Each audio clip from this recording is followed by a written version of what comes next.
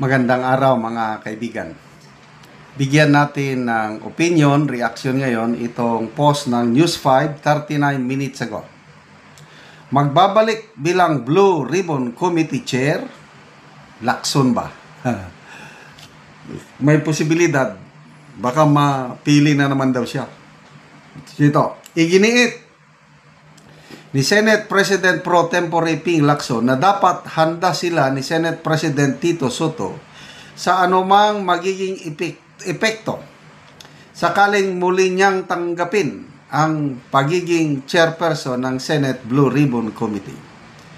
Sinabi ito ni Lacson matapos banggitin ni Soto ang ideyang muling ibigay sa kanya ang chairmanship ng committee.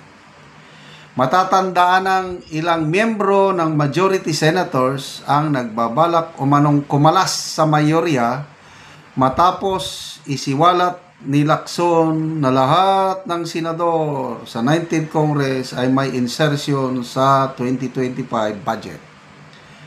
Sabi niya, we should be ready for any and all consequences of my actions and decisions including losing some members of the majority bloc and consequently his Senate presidency. Ayon kay Lacson. So, ano ba ito? May nagbabadya ba na namang balasahan? Sabi niyo, we should be ready for any and all consequences of my actions and decisions including losing some members of the majority bloc and consequently his Senate presidency. Nako. Humanda sila another kasi ito opinion lang ito ang akin. May nabasa akong post o napanood ko ata mismo si ex-senator Senate President Franklin Drilon. Bakit biglang nag-resign si Senator Ping Lacson as Blue Ribbon Committee Chair? Ganito lang ang paliwanag ni Senator Drilon. King's Gambit. So, King's Gambit, parang chess yan, parang sacrifice. So, siya nagsakripisyo kasi by that time, matindi ang reklamo ng mga majority bloc members, mga senador. Kasi nga naman, yung statement ni Senator Lacson na almost all senators sa 19th Congress may budget insertions. Eh yung hindi nakakaintindi hindi ako masyadong nakakaintindi pa noon eh. Pag budget insertion, masama na yan. Hindi pala. Hindi pala. May mga budget insertion na kailangan din. Kailangan. Nakakatulong. Depende sa motibo ng senador o lawmaker nga nag-insert sa budget. Ang masamang budget insertion, yung flood control insertion, yun ang masama. Kasi guni-guni, ghost project o kaya substandard. Yun, binubulsa nila yung karamihang pundo. Yun ang masama. Kailang may mga budget insertion pala na nakakatulong sa taong bayan. Kaya maraming nagtampo. So, noong mga panahon ngayon, maugong ang balibalita na magrigodon, magkodita. So, yun, bigla siyang nag-resign para medyo kumalma. Nag-resign. So, ngayon, kumalma, di ba?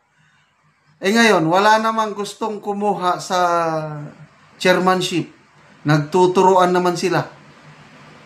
Kawawa na si Senator Erwin Tulfo na, do I have a choice?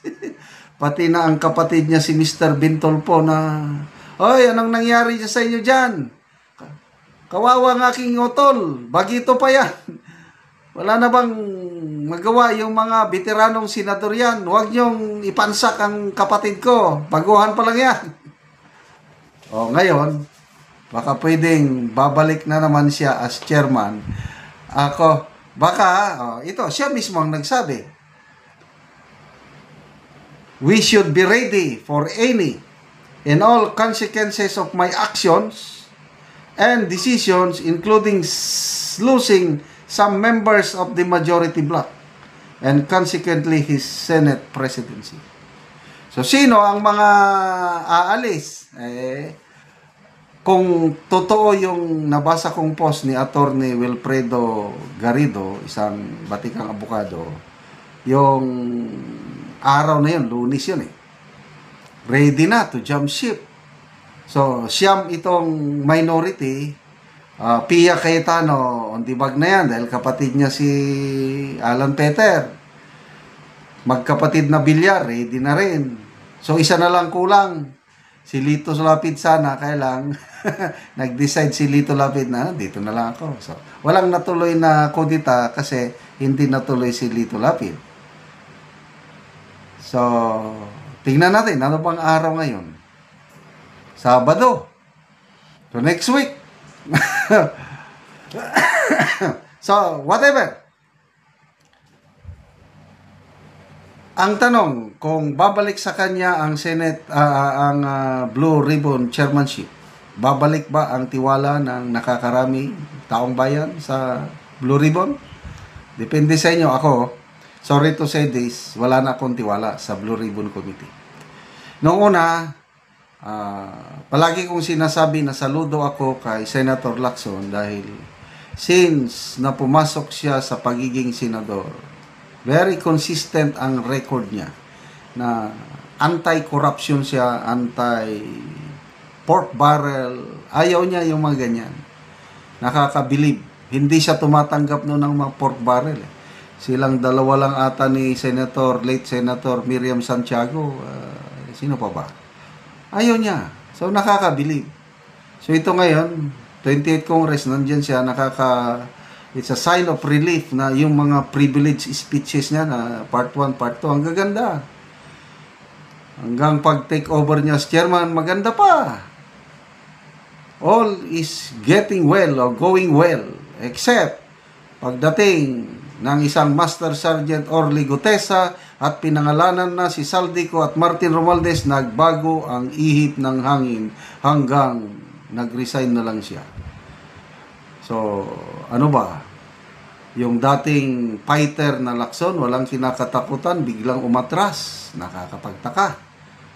So, pagbalik niya, sorry na lang, hindi nakagaya ng dati ang tiwala ko kay Senator Lacson as magiging chairman ng Senate Blue Ribbon Committee.